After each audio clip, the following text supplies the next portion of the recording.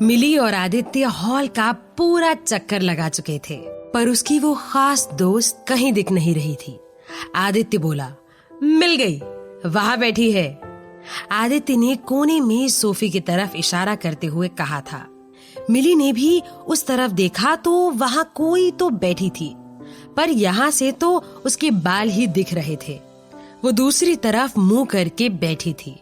मिली और आदित्य उसके पास पहुंचे और आदित्य ने उसे आवाज लगाई, हे रूबी। वो मुड़ी और मिली ने उसे देखा। वो लगभग 45-50 साल की लग रही थी। रूबी ने भी हाथ हिलाकर हाय किया। आदित्य ने मिली को इंट्रोड्यूस कराते हुए कहा, Ruby, meet the love of my life, my wife Millie. Ruby ने मिली को गले लगाया और बोली, oh, so delighted to meet you.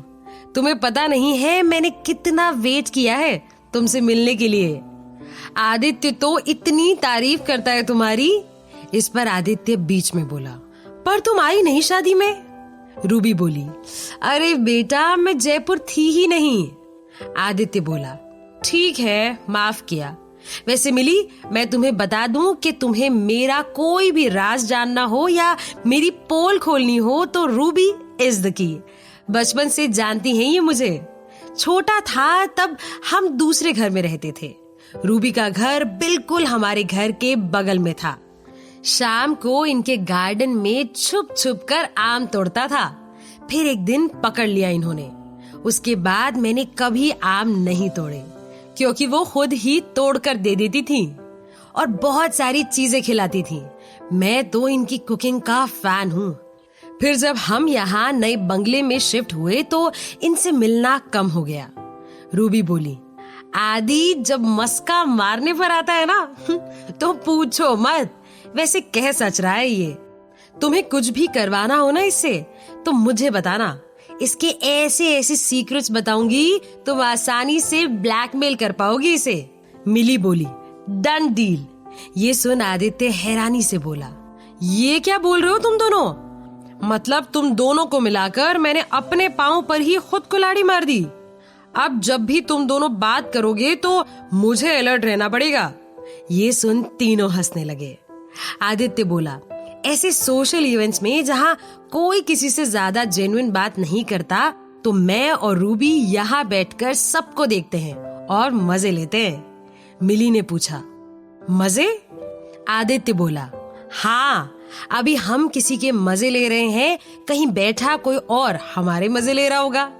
Ruby बोली, वैसे आदित्य, तूने टिया से तो नहीं मिलाया होगा इसे? मिलाना भी मत। ये कहकर उन्होंने मिली की तरफ देखा और उससे बोली, दूर की कजन है, आदि की।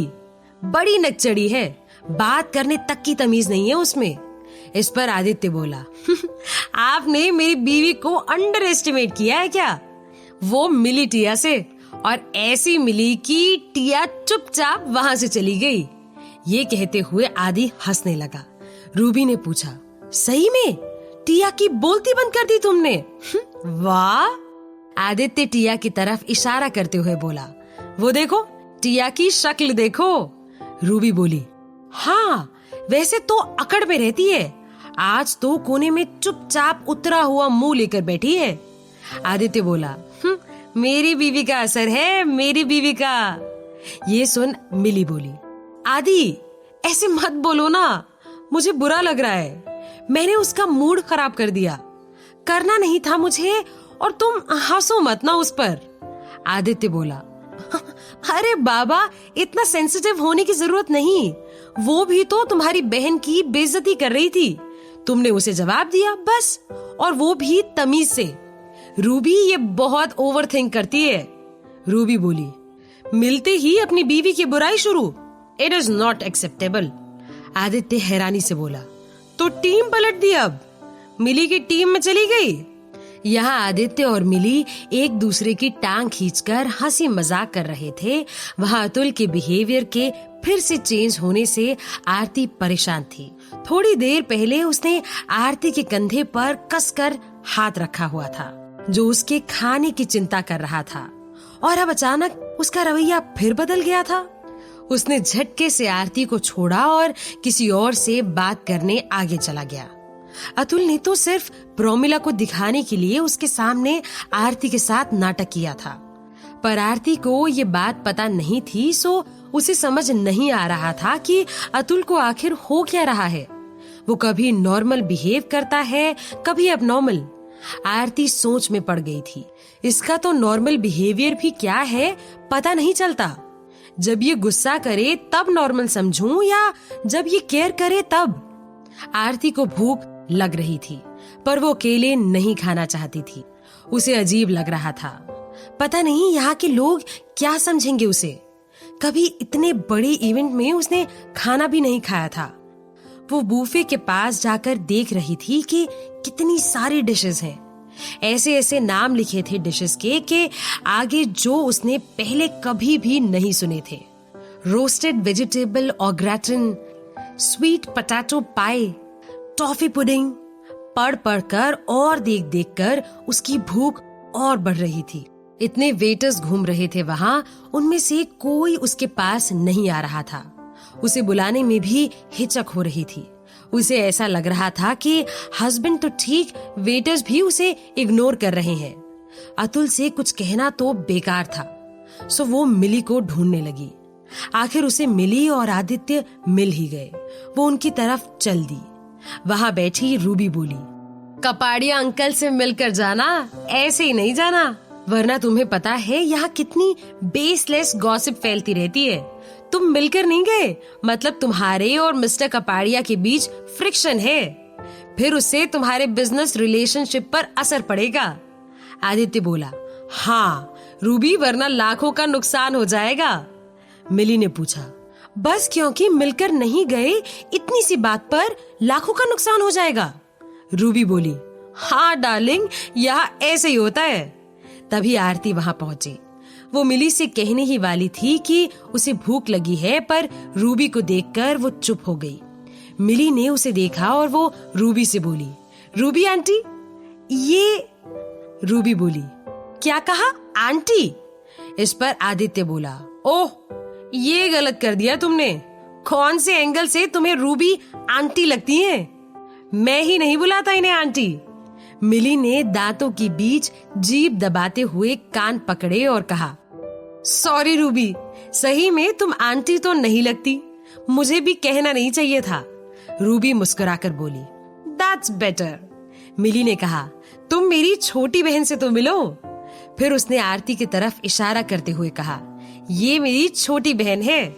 इस पर आरती बोली, और जेठानी मतलब अग्रवाल खानदान की बड़ी बहू भी। रूबी ने हैरानी से कहा, छोटी बहन बड़ी बहू, तुम अतुल की वाइफ हो? आरती ने हाँ में सर हिलाया। रूबी बोली, अतुल तो बहुत शाय है, वैसे वो है कहाँ? आरती बोली, वहीं कहीं दोस्तों के साथ होंगे। मिली? उसने मिली की तरफ देखकर कहा, मुझे तुमसे कुछ बात करनी है। आरती के ये कहने पर मिली उठी और आरती के पास आई। आरती उसे थोड़ा दूर ले गई और बोली, दीदी तुम्हें भूख नहीं लगी क्या? मिली बोली, तुझे लगी है, खाएं, चल खाते हैं। उसके ये कहने के बाद आदित्य, मिली और आरती एक टेबल पर बैठे थे और सामने बहुत सारा खाना था। आरती ने सबसे पहले टॉफी पुडिंग ली। वो उसे मुंह में डाल ही रही थी कि तभी अतुल वहां आया और बोला, लेट्स गो। आरती की पुडिंग वापस प्लेट में गिर गई। उसने कहा, हैं? अभी तो आए हैं। अतुल बोला, मैं जा रहा हूँ, तुम्हें आना हो तो आओ। ये कहकर अतुल वहां से चला गया। आरती ने गुस्से में प्लेट टेबल पर पटकी और अतुल के पीछे चली गई। आदित्य बोला, बेचारी भाभी, एक निवाला तो खाने देते भाई उसे। मिली बोली, आरती को जब भूख लगती है ना तो कुछ भी नहीं सूझता, उसे बहुत गुस्सा आता है, मुझे उसकी चिंता हो रही है। आदित्य बोला, ओहो, ये बात सुनकर तो मुझे अतुल भैया की चिंता हो रही है, वो कैसे झेलेंगे भाभी का गुस्सा। आरती और अतुल कार में बैठे थे। आरती को खाली पेट वाकई में बहुत गुस्सा आ रहा था। उसने अतुल की तरफ देखा और बोली, सुबह से कुछ नहीं खाया है, कम लेट अस ईट कहकर बड़ा ख्याल रख रहे थे मेरा, क्या था वो? अतुल बोला, घर जाकर खा लेना। आरती गुस्से में बोली, खड़ूस तो था ही, गिरगिट भी हो गया। अतुल ने पूछा, क्या कहा तुमने? आरती बोली, गिरगिट बहुत हो गए हैं गार्डन में। ये सुन अतुल ने हैरानी से कहा, ये अचानक अजीब अजीब बातें क्यों कर रही हो? आरती बोली, तुम भी तो कर रहे थे, मेरा ख्याल रखने की अजीब बातें। ये सुन अतुल ने गाड़ी की स्पीड बढ़ा दी। वो बोला, एक तो तुम्हारी वजह से मैं पार्टी में गया, ऊपर से तुम मुझ पर चिल्ला रही हो। आरती मन ही मन कह रही थी, क्या क्या सोचा था मैंने, पार्टी में क्या क्या होगा, सब लोग मेरी फोटो खींचेंगे, बड़े बड़े लोगों से मिलना होगा जो मुझे अच्छे से मिलेंगे, सेलिब्रिटी मेरे दोस्त बनेंगे, मैं फेमस हो जाऊंगी। पर फेमस होना तो छोड़ो, यहाँ तो बेइज्जती हो गई। मेरी बेइज्जती हो इससे इतना खराब नहीं लगा जितना मिली दीदी का, जो मुझे सुपर हीरो की तरह बचाने आ गई। वो मुझे और बेचारी बनाने आ जाती है। वहां कुछ हुआ ना हुआ अच्छा, कम से कम खाना खा लूं अच्छा। वो अतुल ने नहीं होने दिया। घर आते ही अतुल ने जोर से कार रोकी। उसके ब्रेक लगाते ही आरती को कार में झटका लगा। वहां से कमरे तक जाने तक अतुल ने कुछ भी नहीं कहा। आरती को गुस्सा भी नहीं आ रहा था अतुल पर कि वो उसे देख नहीं रहा या बात नहीं कर रहा, पर अब भी उसके दिमाग में अतुल का वो उसके कंधे पर हाथ कसकर रखना और उसका ध्यान रखना याद आ रहा था। वो किया क्यों था उसने? कुछ तो गड़बड़ है, उसे पता लगाना था। अतुल से पूछने पर वो बताएगा नहीं, लेकिन उसे पता तो करना था। यहाँ आरती इस उलझन में थी। वहाँ पार्टी में आदित्य अपने सारे दोस्तों से मिली को मिलवा रहा था। मिली भी सबसे मिलकर खुश हो रही थी, पर रह रहकर उसके चेहरे पर परेशानियों की शिकन आ जाती और आदित्य उसे नोटिस करता। उसने मिली से पूछा, क्या हुआ, परेशान लग रही हो? मिली बोली, वो आरती। इतना सुन आदित्य ने सर पर हाथ रख दिया और बोला, अरे बड़ी दीदी, उसे बड़ा होने दो, शादी हो गई है उसकी, अब तो गोदी में लेकर मत घूमो, वो संभाल लेगी अपने आप को। इस चक्कर में तुम प्रेजेंट मोमेंट पर अपने आप पर, मुझ पर ध्यान नहीं दे पाती। आरती तुम्हारी बहन है तो मैं तुम्हारा पति हूं ना, मेरा भी ख्याल रखो प्लीज। जब तक हम दोनों यहाँ हैं, यहाँ एंजॉय करते हैं। आरती की बात नहीं, प्लीज उसे अपने आप बड़ा होने दो। ये सुन मिली मुस्कुरा दी और बोली, तुम सही कह रहे हो, उसकी चिंता इतनी नहीं करनी चाहिए, पर अब घर जाना है। आदित्य बोला, चलो कपाड़िया अंकल से मिलें, कुछ पिक्स खिंचवाते हैं, फिर घर जाते हैं। तभी मिली बोली, फोटो खिंचवाना जरूरी है क्या? वैसे आरती को फोटो खिंचवाने का। इतना कहते ही मिली को याद आया, अभी आदित्य ने कहा था कि आरती के बारे में ज्यादा नहीं सोचना, पर फिर आरती का नाम ले ही लिया उसने, इसलिए वो उसका ध्यान हटाते हुए बोली, चलो फोटो खिंचवाते हैं। वो दोनों मिस्टर कपाड़िया के पास गए। जब वो उनसे मिल रहे थे तभी फोटोग्राफर्स ने उनकी फोटो खींची और वो वहां से निकल गए। वो जब गाड़ी में घर जा रहे थे तब आदित्य ने उससे पूछा, सो मिसेस मिली अग्रवाल, कैसा था शादी के बाद आपका पहला सोशल इवेंट? काफी हेवी। आदित्य ने हैरानी से पूछा, हेवी क्यों? मिली बोली, काफी अलग अलग तरह के लोग थे, सबके सोचने के तरीके अलग, खाना भी अलग, हमारे यहाँ से सब बहुत अलग था। डेकोरेशन तो हम खुद ही करते थे, बच्चों की पार्टी हो तो गुब्बारे फुलाना, उन्हें लगाना सब करते थे, मजा आता था। फिर कागज की प्लेट में आलू के चिप्स, समोसा और गुलाब जामुन। पार्टी थोड़ी ग्रैंड हो तो मिल्क शेक भी, वो भी रोज वाला। ये सुन आदित्य बोला, वाओ रोज वाला। मिली को ये बातें कर अपने घर की, मोहल्ले की याद आ रही थी। वो बच्चों जैसे बोली, हाँ डांस भी होता था बच्चों का। सब बच्चे पार्टी के 5 दिन पहले से घर आते थे और कहते, मिली दीदी मुझे इस गाने पर डांस सिखाओ, कोई बोलते उस गाने पर सिखाओ। गिफ्ट्स देखकर तो बच्चे बहुत खुश हो जाते थे, सारे गिफ्ट्स पार्टी में ही खुल जाते थे। आदित्य हैरानी से बोला, ये तो मुझे पता नहीं था, तुम डांस भी करती हो? ये सुन मिली बोली, नहीं मैं नहीं, बच्चों को करवाती हूँ, मैंने कभी स्टेज पर नहीं किया। आदित्य ने पूछा, क्यों? मिली बोली, नहीं करना। आदित्य बोला, ये गलत बात है, मुझे तो डांस दिखाना पड़ेगा तुम्हें। मिली बोली, तुम मेरी टांग खींच रहे हो। आदित्य बोला, नहीं, सीरियस हूं, टांग नहीं खींच रहा। मैं भी जब छोटा था तो ऐसे ही पार्टी होती थी। हाँ, थोड़ी बहुत चीजें ज्यादा होती थी पर फीलिंग सेम। पार्टी के 5 दिन पहले से एक्साइटमेंट, गुब्बारे से भरा हुआ कमरा देखने की एक्साइटमेंट, गिफ्ट्स की एक्साइटमेंट, केक का लास्ट पीस खाने की एक्साइटमेंट। देखा जाए तो तरीका अलग हो पर फीलिंग्स तो वही होती हैं सेलिब्रेशन की। ये सुन मिली बोली, सही कह रहे हो। आदित्य ने कहा, ये सब तो ठीक है मिली, पर मुझे तुमसे ये उम्मीद नहीं थी कि इतनी बड़ी बात तुम मुझसे छुपाओगी।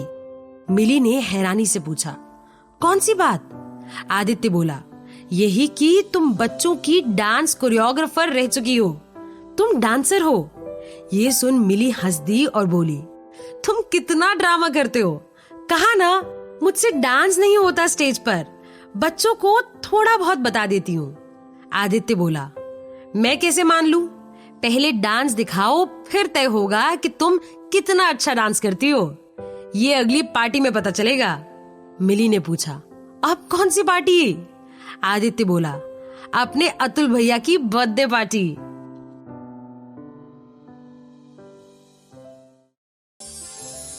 यहाँ बस इतना ही। आगे की कहानी जानने के लिए सब्सक्राइब करें पॉकेट एफएम चैनल को और बेल क्लिक करके अगले एपिसोड का नोटिफिकेशन पाएं। लेकिन आप सारे एपिसोड अभी सुनना चाहते हैं तो डाउनलोड करें हमारा pocket FM app, link description में है, जहां आप पाएंगे इस शो के सारे एपिसोड्स और साथ ही इसके जैसे और भी बेहतरीन शोज। तो देर किस बात की, अभी डाउनलोड करें पॉकेट एफएम ऐप।